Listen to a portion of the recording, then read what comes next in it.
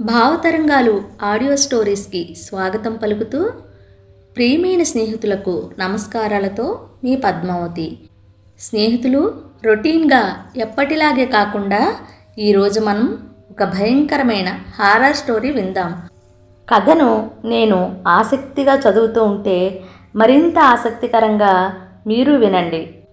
ఇక కథ ఏమిటంటే, దయ్యం వలచిన రాత్రి. కథలోకి వెళితే, రాత్రి 10 గంటలవుతుంది. అమావాస్య చీకటి కాటుకులా చిక్కగా, దుష్టుడి మనసులా నల్లగా అలుముకుంది. శీతాకాలమేమో గ్రామం సందకాడనే చీకటి దుప్పటి కప్పేసుకోవడంతో గ్రామస్తులంతా చలికి ముసుగులు తన్ని నిద్రాదేవుళ్ళో వెచ్చగా ఒరిగిపోయారు. ఊరికి ఉత్తరాన ఉన్న చింతతోపులో చెట్లు దయ్యాల్లా తలలు విరబోసుకుని గాలికి భయంకరంగా ఊగుతున్నాయి. దట్టంగా నిండుకున్న చీకట్లో కీచురాళ్ల ధ్వనులు, తీతూపిట్టల కూతలు, గాలి వేసే ఊళలు, ఏవేవో వింత శబ్దాలు, స్వైరవిహారం చేస్తున్న మిణుగుర పురుగుల మెరుపుల కాంతులు తప్ప గుండెలవసే నిశ్శబ్దం ఆవహించుకుంది. వాచ్ టవర్స్ నుంచి కనిపెడుతున్న పహారాగాళ్లలా చెట్ల మీదున్న గుడ్లగోబల కళ్ళు టార్చ్ లైటులా చీకట్లో వెలుగుతున్నాయి. అదే సమయంలో తెల్లటి చీరలో ఉన్న ఓ స్త్రీ ఆకారం ఆ చింతతోపులో నెమ్మదిగా అడుగులు వేసుకుంటూ ఒంటరిగా తిరుగాడుతోంది. ఆమెను చూసి కాబోలు ఓ చెట్టు మొదట్లో మూడంకె వేసుకుని పడుకున్న కుక్క ఒకటి మురిగింది. తరువాత ఎవరో పోయినట్లు మోర పైకెత్తి ఏడుపు లంకించుకుంది. చెట్ల మీద ప్రశాంతంగా నిద్రిస్తున్న పక్షుల్లో ఒక్క క్షణం కలకలం రేగింది. కుక్క పడుకున్న చోటు నుండి కదలకుండా ఏడుస్తూనే ఉంది. హఠాత్తుగా నిల్చుండిపోయింది ఆ స్త్రీ. కట్టెదుట ప్రత్యక్షమైన ఆకారాన్ని చూడడంతో కెవ్వున అరిచి తెలుగు తప్పి దబ్బున నేలపైన పడిపోయింది. దయ్యాలు భూతాలు నాన్ సెన్స్, అదంతా మన చిత్తభ్రమ, మన మనసులోని భయాలే దయ్యాలే మనల్ని భయపెడుతూ ఉంటాయి అన్నాడు నాయుడుగారి బుల్లబ్బాయి. లోకంలో మనిషిని మించిన దెయ్యం ఎక్కడుంటుంది?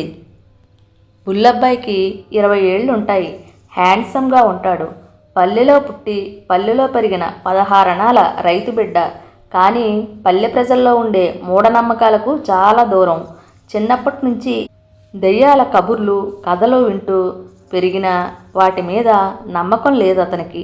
ఒకవేళ నిజంగానే నీకు దెయ్యం ఎదురైతే ఏం చేస్తావు అడిగాడు కృష్ణ. దాని పుట్టు పూర్వోత్తరాలు కనుక్కుంటాను అన్నాడు బుల్లబ్బాయి. అంత మొనగాడివా? వెటకారంగా అడిగాడు ఎర్రియ్య.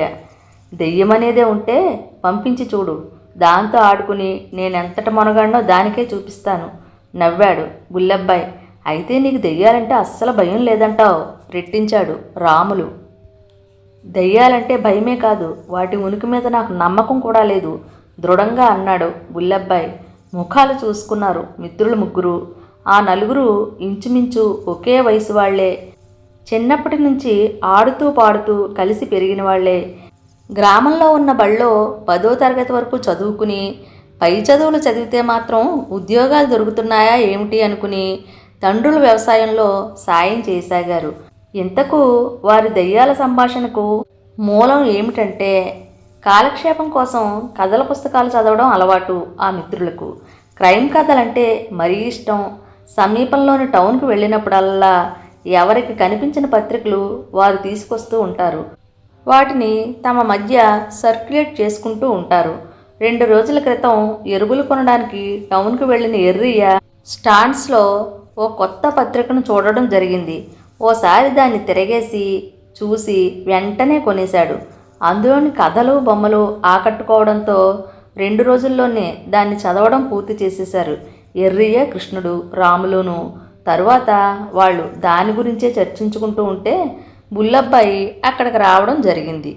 దీని మీద భయానక మాసపత్రిక అని రాసుంది. అంత భయానకంగా ఉంటుందా?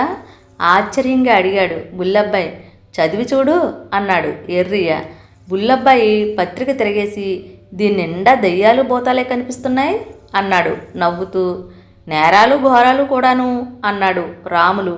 ఆ విధంగా మిత్రుల సంభాషణ అసలు దెయ్యాలనేవి ఉన్నాయా లేవా అన్న విషయంపైకి దారితీసింది. పత్రిక చదువు నీకే తెలుస్తుంది అన్నారు వాళ్ళు.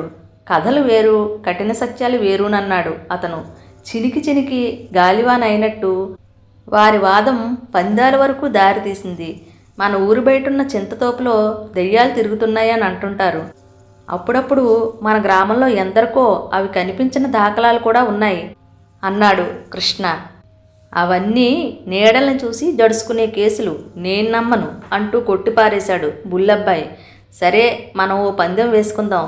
రాబోయే అమావాస్య నాటి రాత్రంతా చింతల తోపులో ఒంటరిగా గడపాలి నువ్వు. అప్పుడే నీకు నిజంగానే దెయ్యాలంటే భయం లేదని నమ్ముతాం అంటూ సవాల్ విసిరాడు రాముడు. తప్పకుండా దెయ్యం కనిపించాలే గాని దానితో ఓ ఆట ఆడుకోను అన్నాడు బుల్లబ్బాయి నవ్వుతూ. పరిహాసానికి పోయి ప్రాణం మీదకి తెచ్చుకోవద్దురా బుల్లబ్బాయి హెచ్చరించాడు ఎర్రియ్య. నో ప్రాబ్లం, పందెం ఏమిటో చెప్పండి అన్నాడు బుల్లబ్బాయి. నువ్వు నిజంగానే అమావాస్య నాటి రాత్రంతా చింతల తోపులో గడిపి వచ్చావంటే మగధేరా బిరుదుతో నిన్ను సత్కరిస్తాం అన్నాడు ఎర్రియ్య. నాకు బిరుదులొద్దు. పందెంలో నేను గెలిస్తే మీరు ముగ్గురు మా పొలంలో వారమేసి రోజులు పనిచేయాలి. మీరు గెలిస్తే నేను మీ పొలాల్లో పనిచేస్తాను చెప్పాడు బుల్లబ్బాయి. మిగతా వారు ముఖాలు చూసుకుని సరే అన్నారు. ఆ రోజు ఆదివారం, బహుళ అమావాస్య. చీకటికి భయపడిపోయి కాబోలు చంద్రుడు అంబరంలో అడుగు పెట్టలేదు. నెలరేడును కానక బిక్కుబిక్కుమంటున్నాయి నక్షత్రాలు. చింతలతోపు చీకట్లో జలకాలాడుతోంది. దూరంగా గోదావరి మించి వీస్తున్న గాలిహోరు జోరు పెరగడంతో దయ్యాల్లా నిల్చున్న చింత చెట్లు పూనకం వచ్చినట్లు తలలు ఊపుతున్నాయి. కీచురాళ్ళు సంగీతం పాడుతుంటే, లయగా గాలి ఈల వేస్తుంటే, మిణుగురు పురుగులు ఫ్లయింగ్ సాసర్లా ఎగురుతూ చీకటికి వెలుగు చూపడానికి వృధా ప్రయాస పడుతుంటే, నిశ్శబ్దం తోపుని ఏలుతుంటే, చెట్ల మీద గుడ్లగోబలు టార్చ్ లైట్స్ లాంటి కనుగుడ్లతో చూస్తూ ఉండి ఉండి అరుస్తుంటే అక్కడి వాతావరణం భయానకంగా ఎంతటి ధైర్యవంతుడికైనా గుండె లవిసేలాగా ఉంది. రాత్రి 10 గంటలకు ఆ చింతల తోపులో అడుగుపెట్టాడు బుల్లబ్బాయి. చేతిలో పెన్ టార్చ్ ఉంది. ఆ వాతావరణం చూస్తే ఓ క్షణం ఏదో భీతి కలిగింది అతనికి. పెన్ టార్చ్ గుడ్డి వెలుతురులో తోపంతా తిరిగి వచ్చాడు. ఓ చింత చెట్టు కింద కూర్చుంటుంటే ఆ సాయంత్రం ఎర్రియ్య అన్న మాటలు గుర్తుకు వచ్చాయి. ఒరేయ్, దెయ్యాలు చింత చెట్ల మీద ఉంటాయి. నువ్వు వెళుతున్నది చింతతోపుకు. ఎందుకైనా మంచిది ఇంకోసారి ఆలోచించుకోరా అన్నాడు. చిన్నగా నవ్వుకున్నాడు. అంతలో ఎక్కడ్నుంచో కుక్క మొరుగుడు, ఆ తరువాత ఏడుపు, పక్షుల కలవరం వినవచ్చాయి. ఉన్నట్టుండి కెవ్వుమన్న స్త్రీ కేక వినిపించడంతో అదిరిపడ్డాడు బుల్లబ్బాయి. చటుక్కున లేచి నిల్చున్నాడు. కేక పెట్టింది ఎవరో, ఎటువైపు నుండి వచ్చిందో తెలియట్లేదు. ఎవరది, ఏమైంది అంటూ తోచిన దిశగా అడుగులు వేశాడు. 4 అడుగులు వేసేసరికి ఎవరో కొట్టినట్టు చేతిలోని పెంటార్చి ఎగిరి ఎక్కడో పడిపోయింది. దాంతో ఆ గుడ్డి వెలుతురు కూడా లేకుండా పోయింది. కాసేపు ఆ చీకట్లో గుడ్డివాడిలా తడుముకుంటూ తిరిగాడు. ఎవ్వరూ కనిపించలేదు. ఈసారి సౌండ్స్కు తోడు కుక్క ఆగి ఆగి ఏడుస్తోంది. అదే సమయంలో ఎక్కడి నుండో అడుగుల శబ్దం వినవచ్చింది. ఆగి చెవులు రిక్కించాడు. చప్పుడు ఆగిపోయింది. మళ్ళీ ముందుకు సాగాడు. 2 అడుగులు వేశాడో లేదో పాదాల చప్పుడు మళ్ళీ వినిపించింది. తననెవరో వెంబడిస్తున్నారు అనిపించింది. నిశ్శబ్దంగా అటువైపు చూశాడు. కొన్ని అడుగుల దూరం వెళ్ళేసరికి తెల్లటి ఆకారం ఒకటి చీకట్లో కదులుతున్నట్లు అనిపించింది. ఎవరది అంటూ అటువైపు వెళ్ళాడు. ఆకారం ఓ చెట్టు వెనుక అదృశ్యమైపోయింది. కళ్ళు చించుకుని చుట్టూ పరికించాడు. ఎవ్వరూ కనిపించలేదు. అంతలో చేరువలో ఉన్న పొద దగ్గర చప్పుడైంది. అటువైపు గెంతాడు. ఎవ్వరూ కనిపించలేదు. కానీ చప్పుడును బట్టి పెద్ద సర్పం ఒకటి తన కాళ్ళ దగ్గర నుంచి జరజరా ప్రాక్కుంటూ వెళ్ళిపోతున్నట్టు గ్రహించాడు. ఒళ్ళు జలధరించింది. ఒక్క క్షణం అక్కడే నిలబడిపోయి తిరుగుముఖం పట్టాడు. అదిగో అప్పుడే అల్లంత దూరంలో ప్రత్యక్షమైంది ఓ తెల్లటి ఆకారం. ఈసారి నిశ్శబ్దంగా అటువైపు నడిచాడు. ఆకారాన్ని సమీపించాక అది తెల్ల చీరలో ఉన్న స్త్రీగా గ్రహించాడు. ఆ వేళప్పుడు ఆ నిర్జన ప్రదేశంలో ఆడమనిషి ఎలా వచ్చింది? ఆమె మనిషేనా, లేక అందరూ చెబుతున్నట్లు దెయ్యమా అన్న తలంపు కలగడంతో తెలియకుండానే అతని గుండె ఓ బీట్ని మిస్ చేసింది. ఆమె అతన్ని చూసినట్టు లేదు. మెల్లగా నడుచుకుంటూ వెళుతోంది. చప్పుడు చేయకుండా అనుసరించాడు. చెట్టుపక్కగా వెళ్ళి నిలుచుంది ఆమె.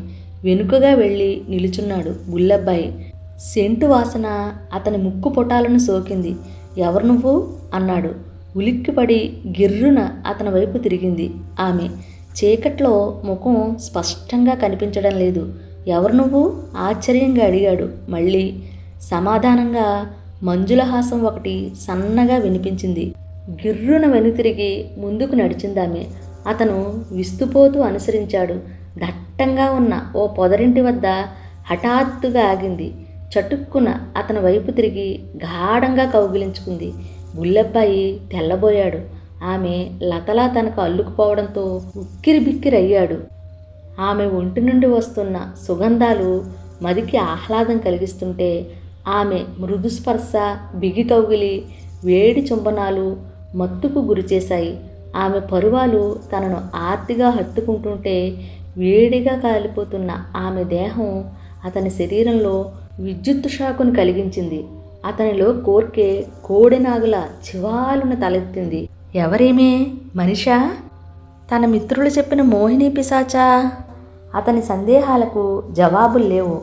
మెత్తగా ఒత్తుకుంటున్న ఆమె మేని స్పర్శతో రగిలిన మొగలి పొదల అతని యవ్వనం బుసలు కొట్టింది. క్షణక్షణానికి ఉధృతమవుతున్న కాంక్షతో ఆమెను తన బిగి కౌగిట్లో బిగించి ఆమె ముఖమంతా ముద్దులతో ముంచెత్తాడు. ఆమె అధరాలను తన అధరాలతో పరామర్శించాడు. ఆమె కంఠాన్ని వెచ్చటి పెదవులతో రాస్తూ ఆమెలో అగ్ని రగిలించాడు. తమకంతో అతని వక్షానికి హత్తుకుపోయిందామె. మృదువుగా ఆమెను నేలపైన పూదేవలలో పరుండబెట్టాడు. ఆ తరువాత వారి నడుమ కాలం స్తంభించిపోయింది. బాలబానుడు లేత కిరణాలతో గ్రామానికి మేలుకొలుపు పలుకుతున్నాడు. మిత్రులు వచ్చి లేపేంతవరకు బుల్లబ్బాయికి మెలకువ రానేలేదు. రాత్రి ఎక్కడ పడుకున్నాడో అక్కడే తీవెలపైన పడుకుని ఉన్నాడు ఒంటరిగా. బుల్లబ్బాయిని ప్రాణాలతో చూడడంతో మిత్రబృందానికి ప్రాణాలు కుదుట పడ్డాయి. నేనెక్కడున్నాను అడిగాడు బుల్లబ్బాయి కన్నులు నులుముకుని చూస్తూ. చింతలతోపులో అని జవాబిచ్చారు ఏదో గుర్తుకు తెచ్చుకోవడానికి ప్రయత్నిస్తూ. ఆమె ఎక్కడా అడిగాడు. ఎవరు? ఆశ్చర్యంగా అడిగింది మిత్రబృందం. రాత్రి నాతో గడిపిన యువతి చెప్పాడు బుల్లబ్బాయి మెరిసే కళ్ళతో. నీకు దెయ్యం కనిపించిందా? ముగ్గురు ఒకేసారి అడిగారు ఉత్కంఠతో. దెయ్యమా? లేదే. మరి యువతి ఎవరు? ఆమె ఓ శృంగార దేవత. దాన్నే దెయ్యాల భాషలో మోహిని పిశాచి అంటారు బాబు అన్నాడు రాములు. చచ, రాత్రంతా నాకు స్వర్గ సౌఖ్యాలను చవిచూపిన ఆ యువతిని దెయ్యం అనడానికి మీకు నూరెలా వచ్చిందిరా? ఆమె మనలాగే మనిషి అన్నాడు బుల్లబ్బాయి. ముఖాలు చూసుకున్నారు వాళ్ళు. రాత్రి తన అనుభవం గురించి విపులంగా చెప్పాడు బుల్లబ్బాయి. ఆశ్చర్యపోయారంతా.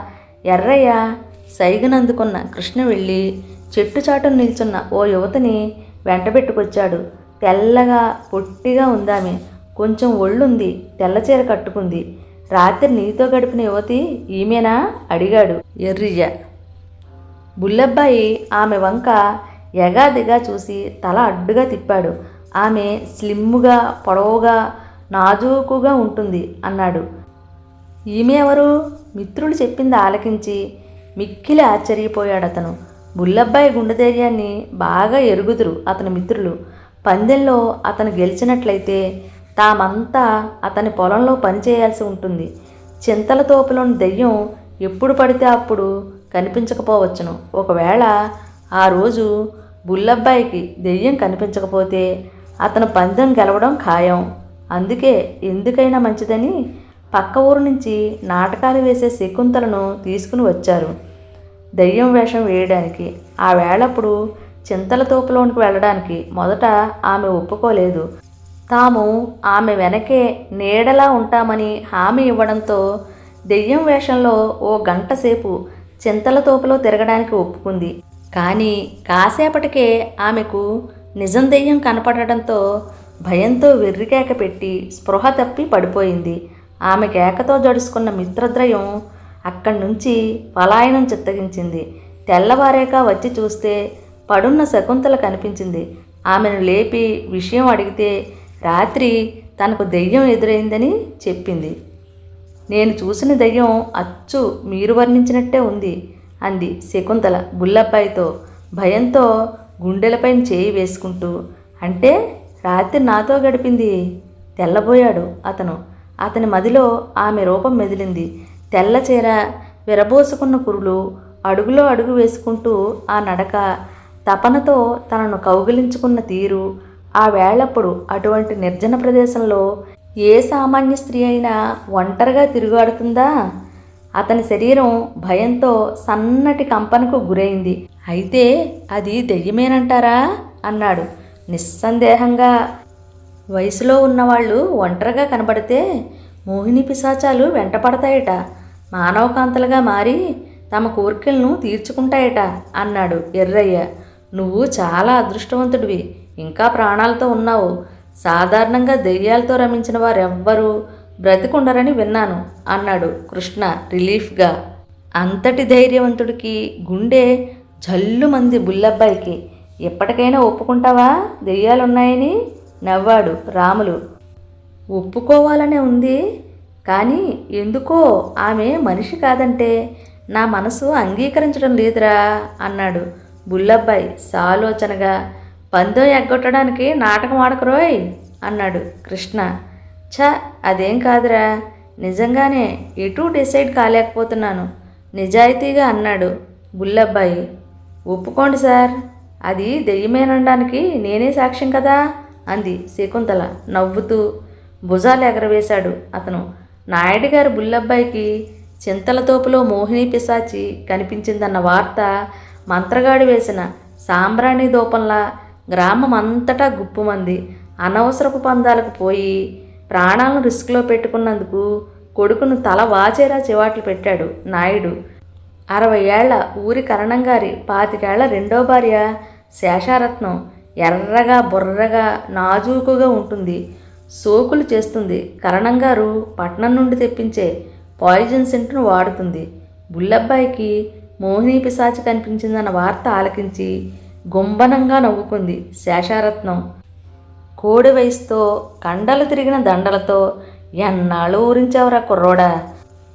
ఆ రోజు మీ మిత్రుల పందెం నీలాటి రేవు నుండి వస్తున్న నా చెవిని పడబట్టి కానీ లేకుంటే చిటారు కొమ్మన మిఠాయి పొట్టంలాగానే మిగిలిపోయేవాడు కదరా. రాత్రి నా ఒళ్ళంతా హోనం చేసి మగాడు అనిపించుకున్నావు. ఆ మధురానుభూతినే తలుచుకుంటూ మా ముసలాడితో జీవితం అంతా గడిపేస్తాను. చెక్లిపైన చేయి వేసుకుని అద్దంలో చూసుకుంటూ తన్మయత్వంతో అనుకుంది ఆమె. ఫ్రెండ్స్, కథ చాలా ఆసక్తిగా సాగిపోయింది కదా. మరి ఈ కథను రచించిన వారు తిరుమల శ్రీ గారండి. మొదట్లో చెప్పలేదు మీకు, చివరిలో చెబుతున్నాను. కొంచెం నేను కన్ఫ్యూజ్ అయ్యాను. నేను వినిపించిన కథలు నచ్చితే లైక్ చేయండి, షేర్ చేయండి, సబ్స్క్రైబ్ చేసుకుని నన్ను ఎంకరేజ్ చేస్తారుగా. మరెన్నో మంచి కథలతో మిమ్మల్ని అలరిస్తానని మాటిస్తూ మీ పద్మావతి. ఇక ఉంటానండి, సెలవా మరి.